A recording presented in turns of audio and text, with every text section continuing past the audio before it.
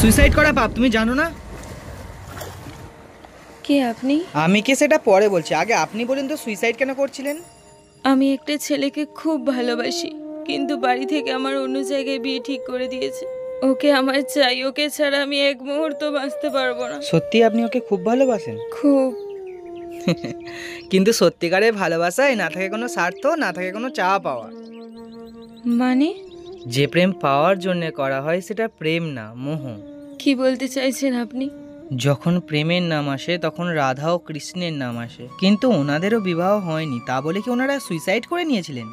দূর থেকেও একে অপরকে নিঃস্বার্থভাবে ভালোবেসে গেছিলেন। জীবনে নিঃস্বার্থভাবে ভালোবাসতে শেখো, তাহলে শুধু আনন্দই পাবে। কিন্তু